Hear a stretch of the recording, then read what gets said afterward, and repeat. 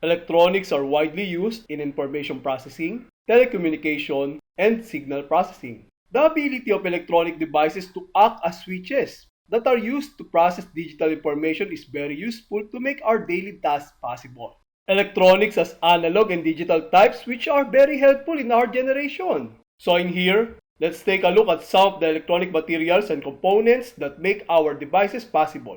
Hello everyone, I'm Jeffrey Antonico Diaz and you're watching the significance of old school technology.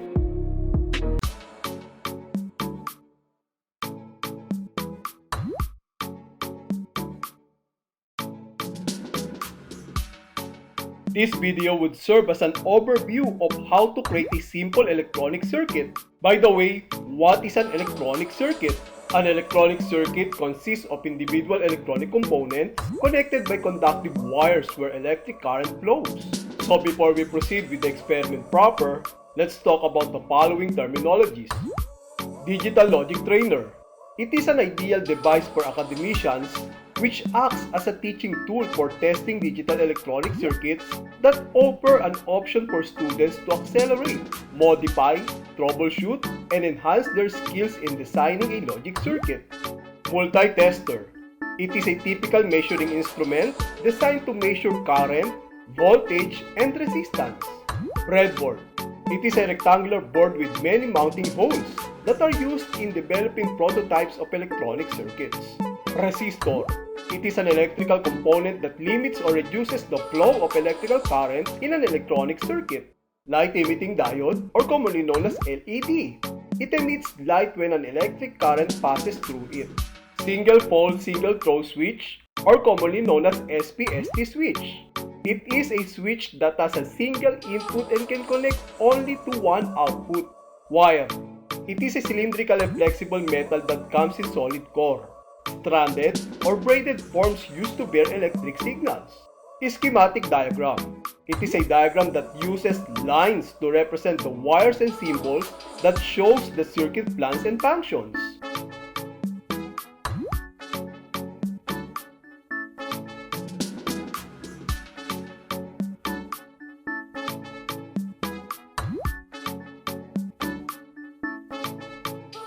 To better understand this, let's define the differences between open and closed circuits. An open circuit is a circuit in which there is no energy flowing through it, while a closed circuit is where the energy is allowed to flow by turning on the switch.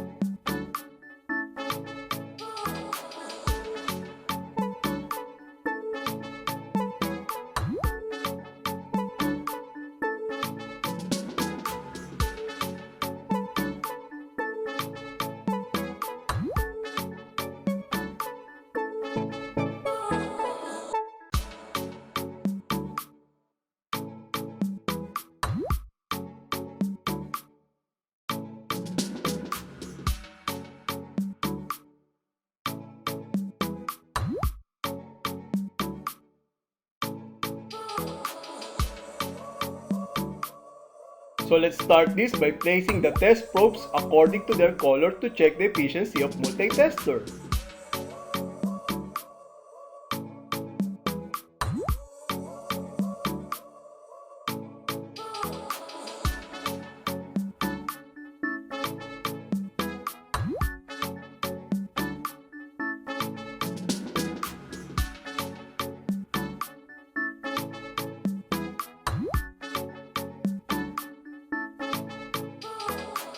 Place the indicator to ohmmeter.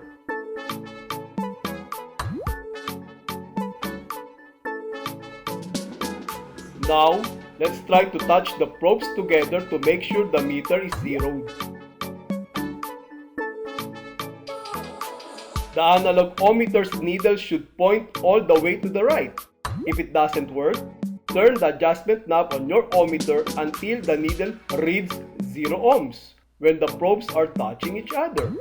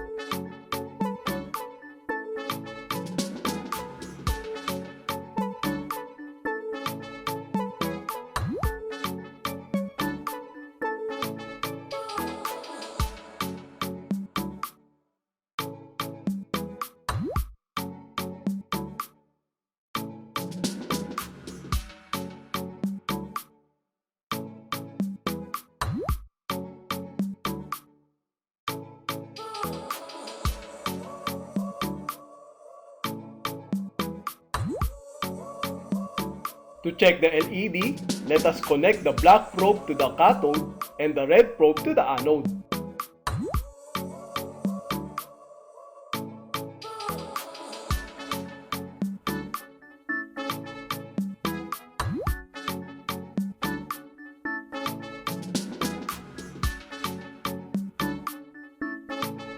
The brightness of LED depends upon the current flow.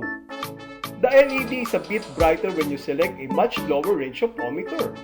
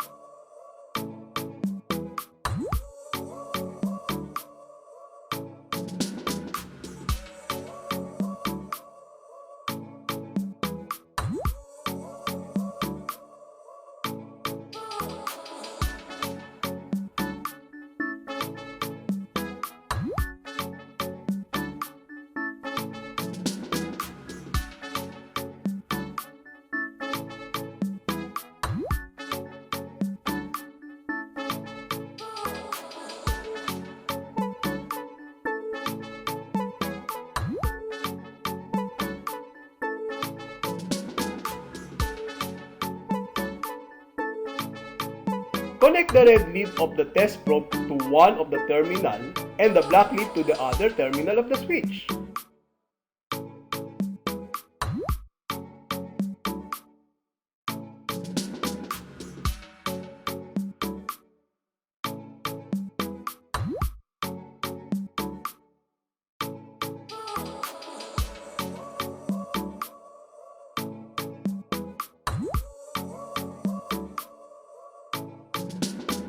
Turn on and off the switch several times to check the condition if it is operating normally.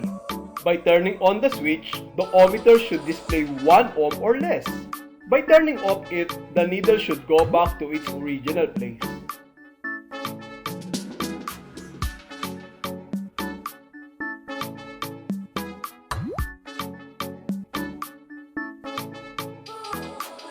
Place the indicator to DC voltmeter.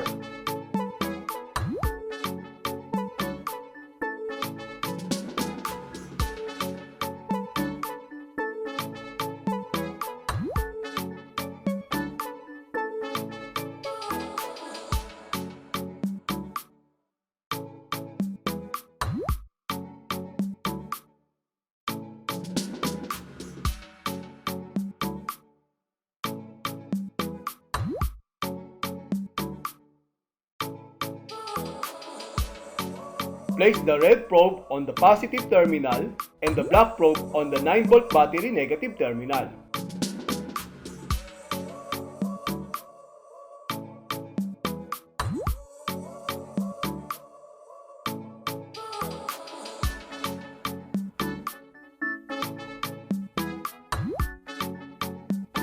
As you can see, the battery is working.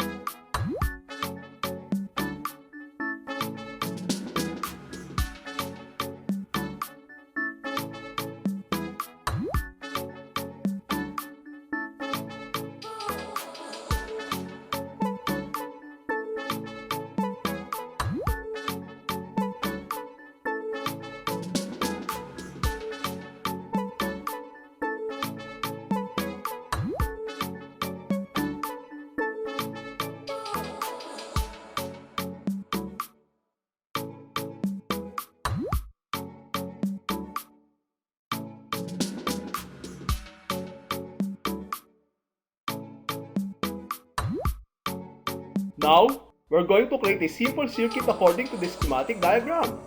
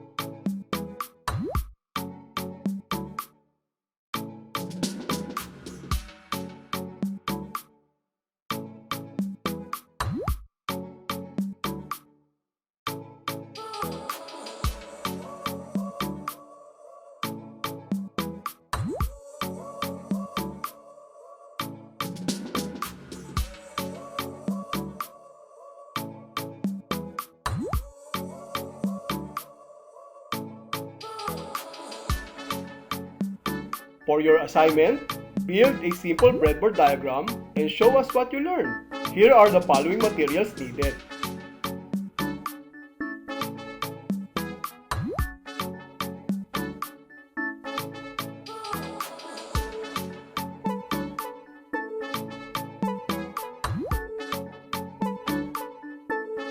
Thank you for continuing support for my advocacy. That's all for now. May God bless us, stay safe, and see you next time here on the significance of old school technology.